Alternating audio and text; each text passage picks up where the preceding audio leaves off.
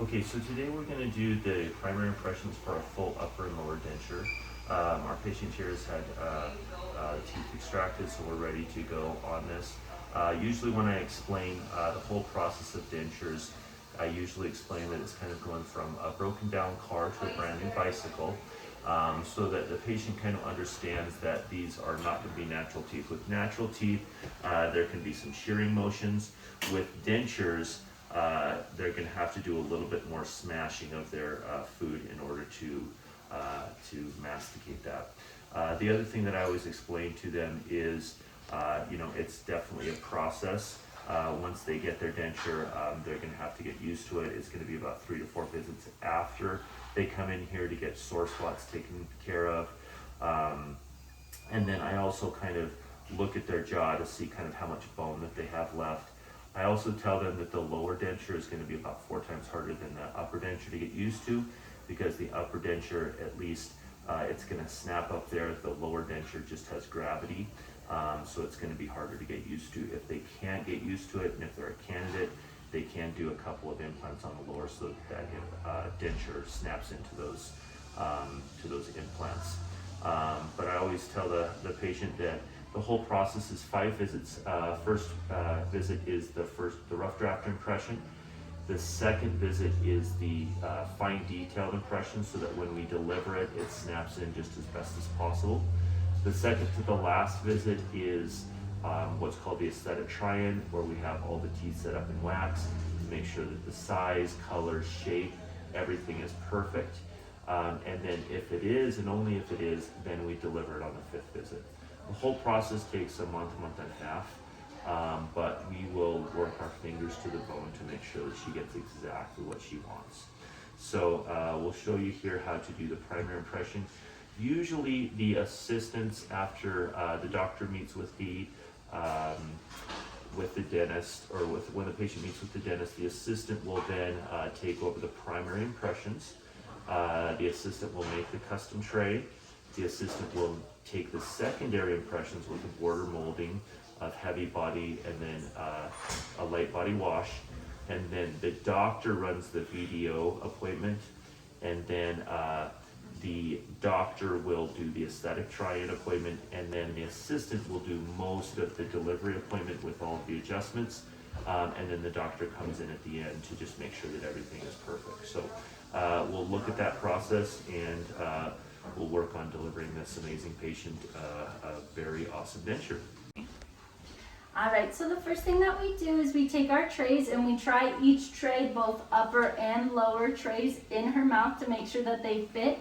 If they don't fit, we go up in size or down in size, but these are our smallest trays. So I'll have you lean your head back. And what I do is I kind of just move their lips around. Perfect. I'll check in there, make sure we're covering everything. The upper looks good. We take the lower and we also do the same. All right. So this one's gonna kind of dig on you, sorry. But that also looks really good. So then we're gonna come over here and we have just 1 scoop of our alginate. We're gonna use cold water. We're gonna let it run lightly. Put it in here, kind of mix it around.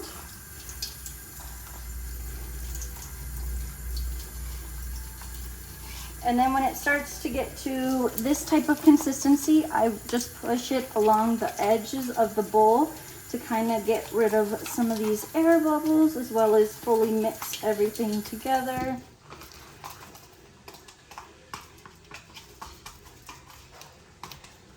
And then I'll take a big lump of it, put it onto here, and then scoop majority of this off. So then we're gonna come over to the patient. With the uppers, we take it from behind the patient. So we are going to take one hand, pull their cheek, we're going to put it in sideways, pull it, and then as we're pushing up, move our finger to the middle of their mouth, give them a little pressure, lean forward, and push all that material out with your tongue, okay? We will leave it in there until the material is hard. Alrighty, so same process on the lower. We are going to come and mix this, and it's just 1 scoop again of the alginate, same with cold water.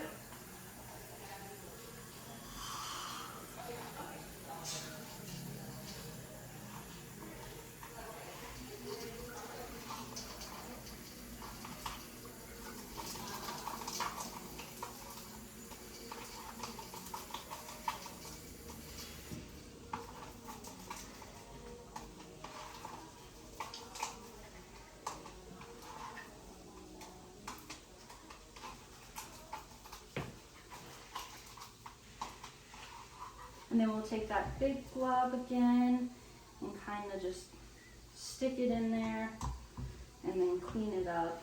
And for the lowers, we do take out the center so that it's not too much material.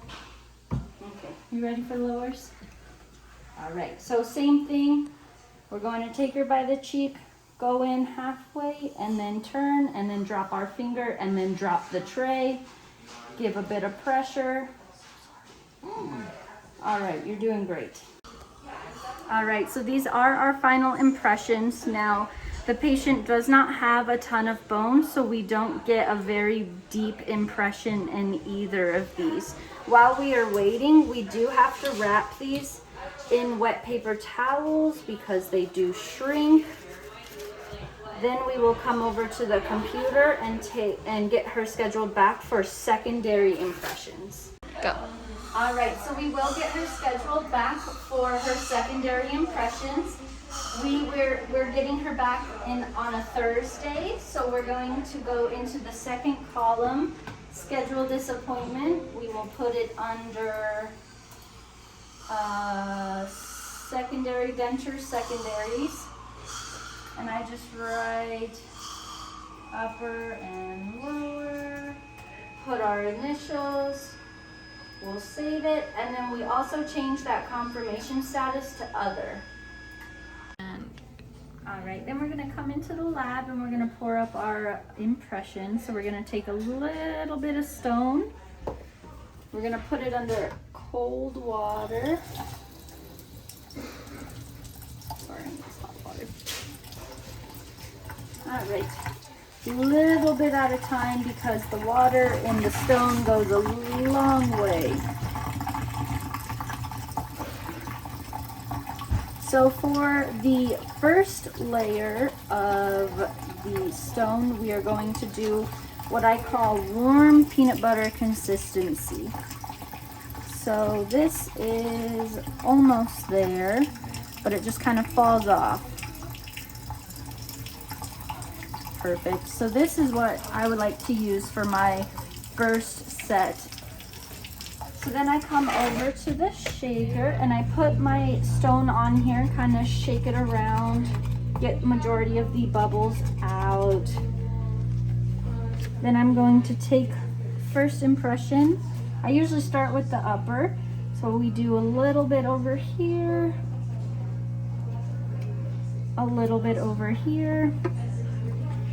I set it on the shaker face down like this. And then I take a little instrument that has kind of like a pokier side and I poke all my bubbles away. Any bubbles you see coming up, just kind of poke them out.